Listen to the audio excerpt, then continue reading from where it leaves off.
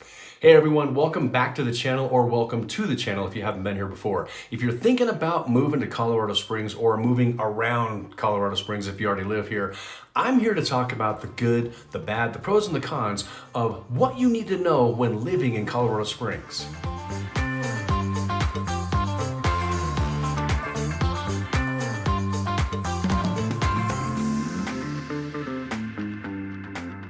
All right, so let's get to it. This channel is all about what you need to know to live, work, eat, sleep, play, anything you want to do here in Colorado Springs. Oh, and make sure you hit that subscribe button and the notification bell so you're notified every time I upload a video here, which is usually about once a week. Well, my name is Jeff Ryder. I am a real estate agent here in Colorado Springs. I have been for 20 years. And as much as I love making these videos and educating you on everything you need to know about Colorado Springs if you plan on moving here, I am also passionate about helping you and your family finding the right house for you. So make sure to shoot me a text, send me an email, give me a call, whatever works best for you, so I can make sure I answer all your questions about moving to Colorado Springs.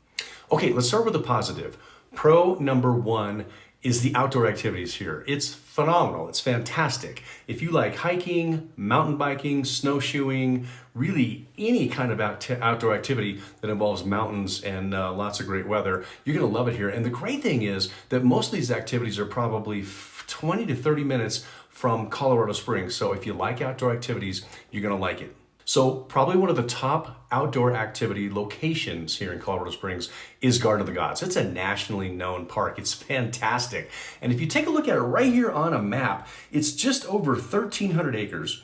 And you can see the green part here on the map, that's Garden of the Gods. The white on the map are the roads. Again, you can ride a car, ride a motorcycle through there. I've seen a lot of bicyclists, road bikes, mountain bikes on there.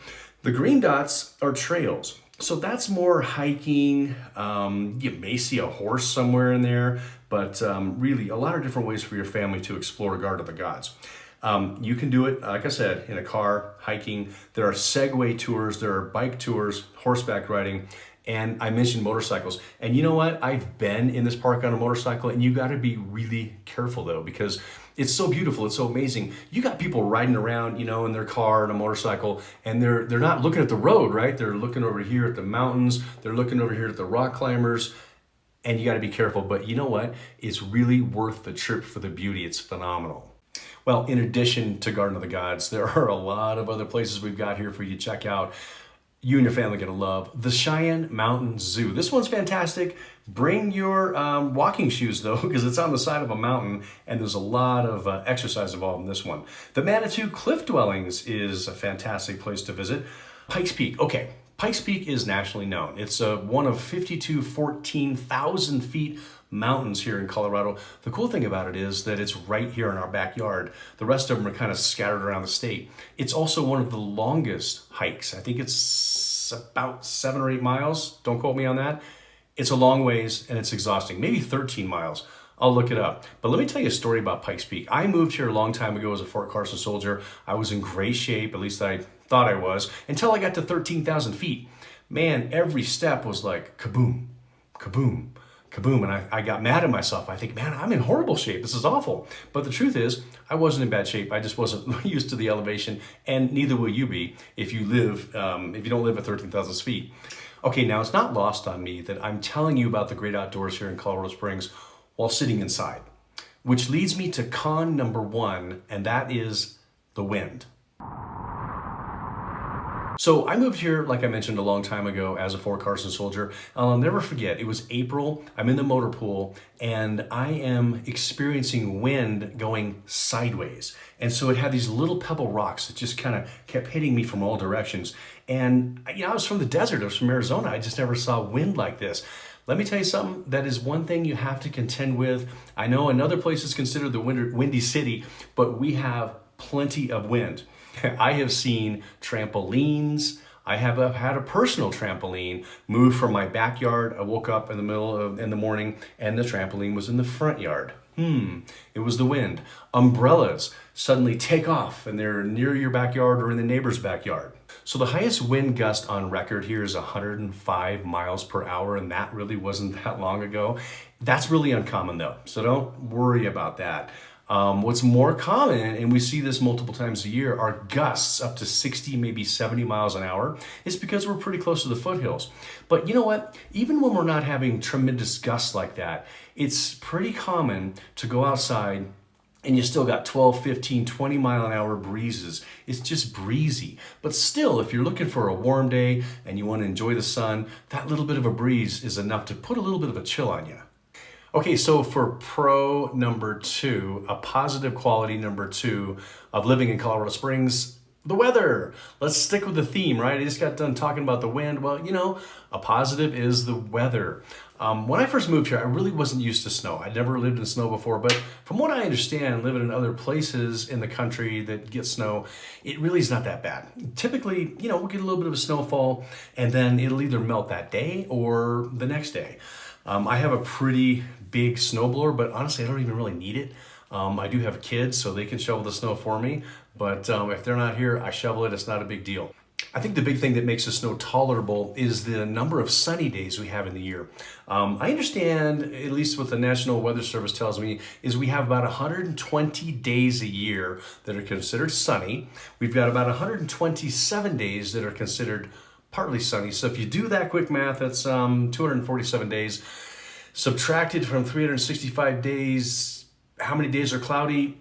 Quick math. I'm not good at quick math, but it's a lot of sun. Anyway, the average temperature in July is about 85 degrees. And if you're going to go to the other extreme of that, if you're looking at December or January, the average temperature is 43. Very livable. Okay, so con number 2. I told you the weather was pro number 2. Con number 2, the weather. It's an old story, but it's true. In Colorado Springs and Colorado in general, if you don't like the weather, just wait 10 minutes, it'll change. And that's legit, no kidding. We have many days, I'd say in the transition seasons, like in the spring or the fall, where it can be 75 degrees one day and then 35 the next. And so you just have to kind of be ready. I'm again, from an area that the weather doesn't change much. So I'll never forget the first time I moved here and I was watching a forecaster on TV tell me the news. No joke. He said, hey, tomorrow the high temperature is either going to be 40 or 60, depending on which way the wind comes around the mountains. Couldn't believe it. Moving down the list, we're going to pro number 3, and that is Colorado Springs has a really good education system. That's everything from elementary up to college. The school system is one of the best, I think, in the nation.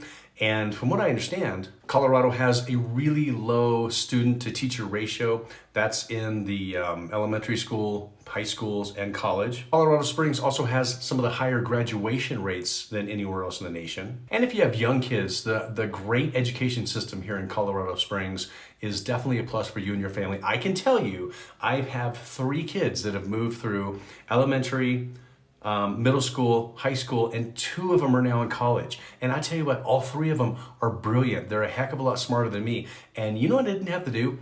And this is just an anecdotal story, but I didn't have to help them with homework at all. The fact that they're smart really didn't come from me. No big surprise. If you watch these videos long, you'll realize I didn't go to school in Colorado Springs, but my kids did, and they've gotten a great education. And for the older kids, we have 4 or 5 universities and colleges, including the Air Force Academy, of course, and also many trade schools and a community college as well. Okay, so con number 3 is the cost of living. I know the cost of living around the nation has gotten really expensive, probably around the world as well. Colorado Springs used to be a real sleepy town, and I remember coming from Phoenix and going to places like Vegas, the real estate market went really high, and then it came down crashing. That didn't really happen here back in 2008, 9, and 10. Yes, we had a lot of foreclosures. Yes, we had a lot of homes going to, back to the bank. But as far as the cost of living, it really didn't go up. However, I know I'm not a math genius, but I can tell you that back in 2018, the average cost of a house was $348,000 in Colorado Springs. Now today, it's $532,000. That is a 53% increase in the cost of living. I don't know about you, but my salary, my commissions, my checks, as well as my neighbors and friends, they didn't go up 53%. So it's made it a lot more difficult to get a home. Now I can tell you that as far as gas, food, amenities, entertainment, things like that, yes, they've gone up as well, but not to the extent of housing. So yeah, overall, it's kind of an expensive place to live. We're not California, not New York, but we're not the cheapest for sure. All right, so pro number 4, we have not 1, not 2, not 3, not 4, but 5 military bases right here in Colorado Springs. Let's run them down. First of all, the one you're probably most familiar with from the movies is the one formerly called NORAD, which now is referred to as the Cheyenne Mountain Space Force Station. Of course, we got Fort Carson, a really big Army base. And then we've got Peterson Space Force Station, Schriever Space Force Station, and of course, the United States Air Force Academy. Now, why is having 5 military bases what I would consider a pro here in Colorado Springs? Easy. Every year, the Department of Defense dumps billions of dollars, pumps billions of dollars, I guess I should say, into the economy.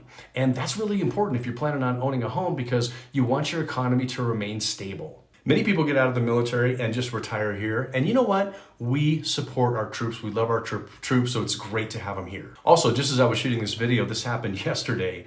The Air Force Academy had their graduation, and that is quite a spectacle. I don't care what your political affiliation is.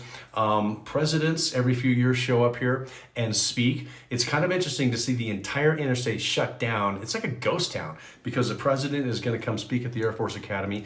And the Thunderbirds, their display is just so cool to watch. From my back porch, I can see them fly by. We have people who have parties, lunches. A friend of mine has a company in Northgate, and they had 600 people in their parking lot yesterday. They had food and drinks, and they just celebrated watching the Thunderbirds. I mean, check this out. Hey, stop it. Tom Cruise was in the Navy. That's better. That's better. Awesome! Totally awesome! Yes, Jeff? That was awesome. Okay, moving on to pro tip number 5. Colorado Springs is very dog friendly. Now, I tell you what, this one's kind of hard for me to go through because I'm more of a cat person, as you can see from this video of my house.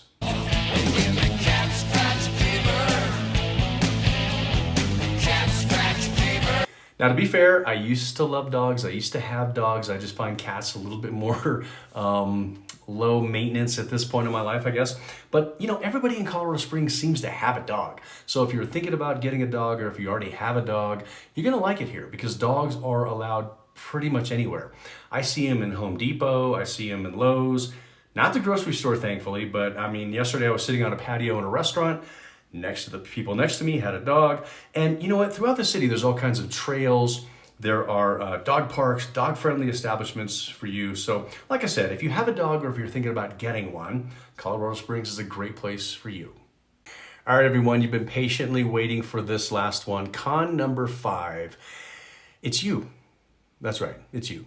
You know why? Because you're not here yet.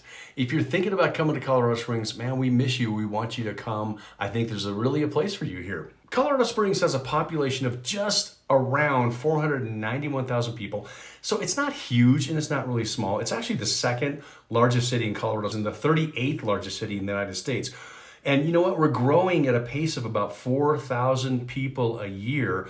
There's plenty of room here if you're thinking about moving here. So we're not geographically constrained by mountains like a city like Boulder. There's a lot of room to expand, so we are waiting for you. So hey, I just want to thank you for watching this video about moving to Colorado Springs, the pros and cons. And I got to tell you, you know, we kind of had some fun with this. There are a lot more pros than cons. I mentioned before, I was in the military. I got here to Colorado Springs. I could have left. I could have gone anywhere in the world. I decided to stay here. And you know what? If you're thinking about coming here too, make sure to reach out and let me know. Again, like I mentioned at the beginning of this video, if you liked it and you'd like more content like this, the pros and cons of Colorado Springs, go ahead and hit that subscribe button and the bell so you know every time I publish a video. Well, as you can tell, I really love making these videos. But you know what else I really like to do as well? And that's helping you and your family find the right house for you if you are moving to Colorado Springs. My team and I get a lot of people reaching out to us, okay? It's easy. Shoot me a text, send me an email, or give me a call. I'd love to help you and your family find the right property for you. And we will take good care of you when you move to Colorado Springs.